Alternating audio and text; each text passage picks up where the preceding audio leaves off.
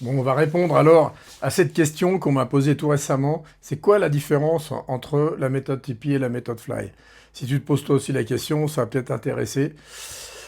On va faire assez court, hein. Bon, pour rappel, Tipeee, déjà, c'est une méthode qu'on va utiliser au moment même où on vit une perturbation, éventuellement hors connexion, mais on cherche à réguler quelque chose, à se débarrasser d'une peur inconsciente au moment où elle surgit ou quand on s'y reconnecte. Je ne vais pas développer ici les détails, ce n'est pas l'objet de cette vidéo. Donc, quand on sent une crise d'angoisse qui arrive, une montée de panique, une tension intérieure, bref, quelque chose qu'on a envie de fuir et d'éviter, on applique, on utilise cette méthode Tipeee et on peut réguler. On verra qu'il y a des limites et justement, on va en parler maintenant. Donc on sent que ça monte, on est avec les sensations physiques, et c'est là qu'on va se connecter à ce que le corps ressent, à ce que notre corps ressent, pour se laisser traverser, sans fuir ni contrôler, et du coup, la difficulté, la perturbation va se réguler. Mais par contre, ce que j'ai remarqué après des années de pratique, c'est qu'il y a beaucoup de gens, et c'est j'allais dire un pourcentage impressionnant, j'ai pas de statistiques et de chiffres là-dessus, mais j'ai cherché pendant longtemps pourquoi certaines personnes régulaient et pourquoi d'autres ne régulaient pas en utilisant la méthode Tipeee. J'ai même posé la question à un nombre de formateurs, de praticiens, enfin, des gens vraiment qui faisaient beaucoup de séances, qui avaient du recul et de l'expérience. Et les réponses que j'entendais étaient à peu près toujours les mêmes. Ils essayaient de surprendre la personne. Alors, il y en a qui appellent ça la technique du pied dans la porte. Enfin, chacun y allait de sa petite méthode, mais il n'y avait pas un truc établi. On bricolait, quoi. Et du coup, en aidant pas mal de personnes là-dessus, en cherchant la solution, c'est comme ça qu'est né le Fly. Au début, on l'appelait le Tsar. Bref, je ne vais pas épiloguer là-dessus, je l'ai renommé après. Donc le Fly, ça veut dire ferme les yeux, tout simplement. Et c'est une méthode qu'on va utiliser en amont, en fait, avant la difficulté, avant qu'on perçoive quoi que ce soit. On ne cherche pas à régler quelque chose. Euh, Ça va aider, et là où c'est vraiment super efficace, c'est quand on rumine, quand on a le mental qui mouline, et quand on se ressent épuisé, justement, mentalement, sans avoir vraiment fait quoi que ce soit, on est crevé, quoi.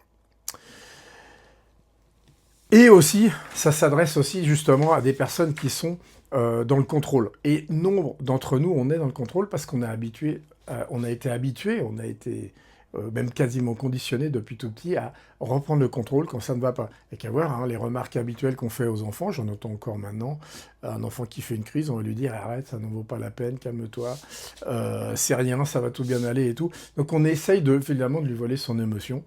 Et l'enfant, bah, petit à petit, au début, il a la capacité hein, de faire ce que j'appelle le fly, tout simplement, ou d'utiliser ce qu'on appelle Tipeee, la méthode Tipeee. Là, en fait, il passe en mode sensoriel, puisqu'il fait sa crise, il la vit sensoriellement.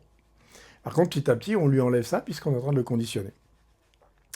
Et ce qui m'a frappé quand on a utilisé ce fly, c'est que j'ai vu, là où ça va vraiment été le déclencheur, c'est quand j'ai vu qu'il y a des personnes qui étaient, même certains étaient des formateurs, à la méthode Tipeee depuis quelques années et ont régulé des choses qu'ils n'avaient pas réussi à réguler avec Tipeee en faisant du fly. Donc là, ça devenait vraiment intéressant parce qu'on a affaire à des gens qui ont vraiment un sacré recul et pour eux-mêmes et par l'encadrement qu'ils faisaient et qui m'ont dit attends, c'est vraiment étonnant, voilà, ça a régulé. Donc, même si c'est vraiment proche, les différences se nichent dans les détails souvent. Et c'est le cas avec le fly, c'est pour ça que j'ai fait un programme à part pour l'expliquer. Donc l'un ne remplace pas l'autre.